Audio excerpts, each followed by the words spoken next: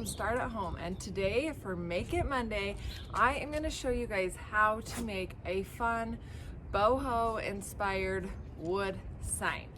So the first thing you're going to need is some plywood. You can get this at Home Depot, Lowe's. I usually get about 3/4 of an inch thick, just so that when I'm nailing into this it will hold a little bit better, and it gives it a little bit more stability. So this is 3 feet wide. I'm gonna make a little bit bigger sign today, so we're gonna make it 24 inches this way.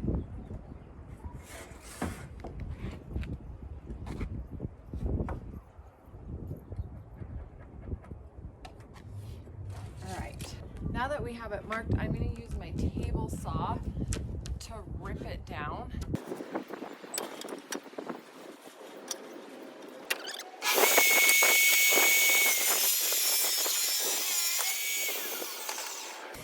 I'm just going to use some chalkish paint to paint this. You could really paint it with anything, but before I do paint it, I'm just going to give it a really quick fine sand. I'm just using a 220 grit sandpaper.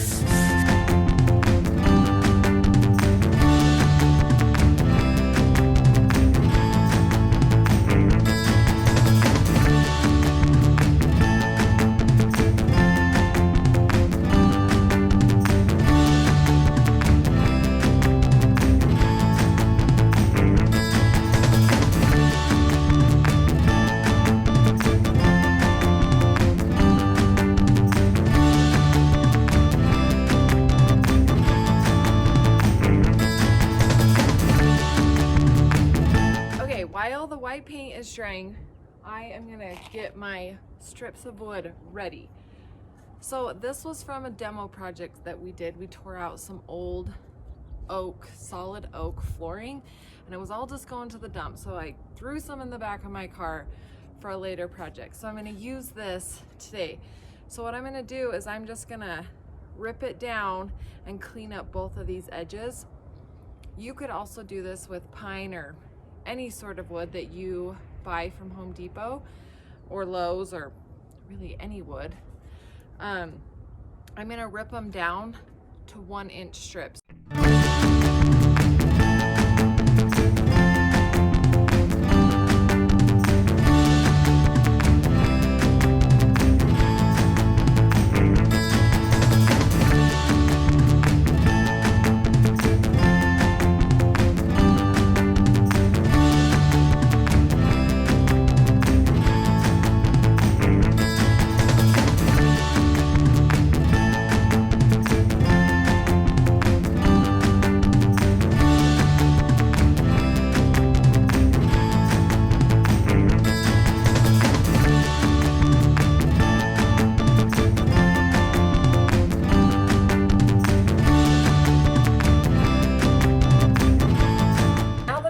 Is ripped down, I just have my pieces here and I'm just kind of laying them out, figuring out kind of the design that I want.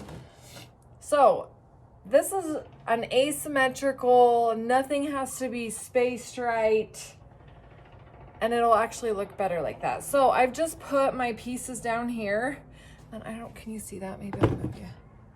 And then I've just lightly drawn so that I know where to put it back. I've just got this area over here to finish.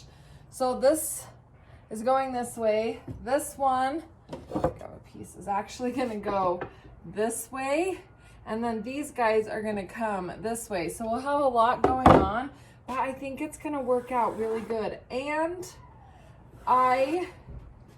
in our new house, I wanna do something like this in my daughter's wall and on my daughter's wall. So this is kind of a good practice run.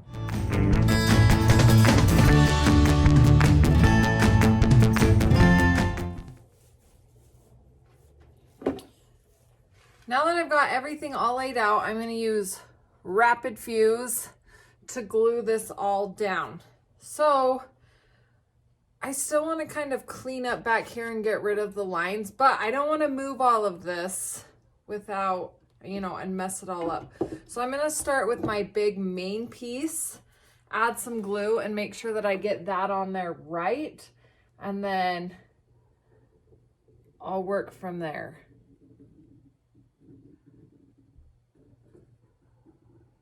The reason I like Rapid Fuse is because it's clear and it does dry fairly quickly. You still don't want to, even though it's clear, you still don't want to put tons and tons of stuff on there because it can still squish out. Stick that on there. So if you push it down and hold it for about 30 seconds, it'll usually set by then and hold.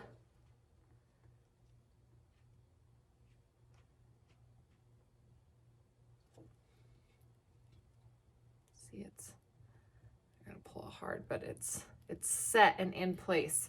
So now I'm just gonna kind of work my way this way. Grab my sandpaper. So I'm just gonna pick a piece up.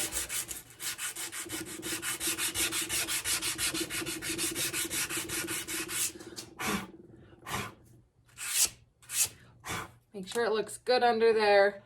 Then I'll just keep gluing. One thing, when you are gluing, you want to make sure that the distance between the bottom here and the top here is the same. Otherwise, it's going to make everything look like it's off. So grab your tape measure and just double check that.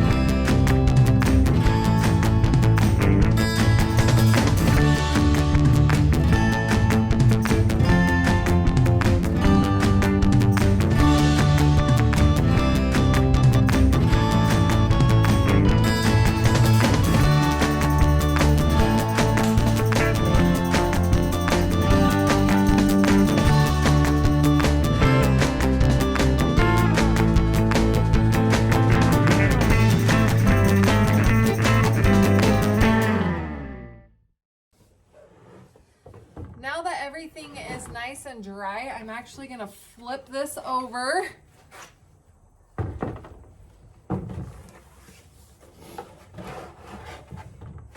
And then I'm going to take my jigsaw and I'm just going to cut right along these edges.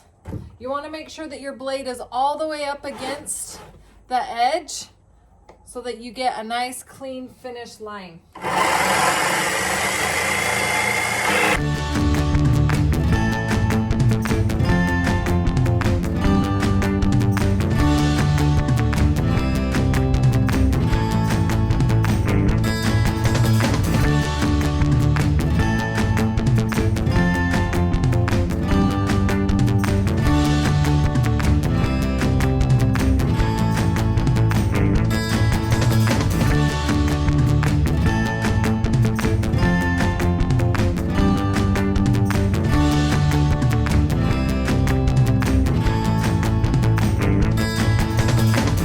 After you've finished jigsawing all of the edges so that they're fairly smooth, next you're going to take your sander and just sand along the edges and get those really nice and smooth so that then we can frame it up.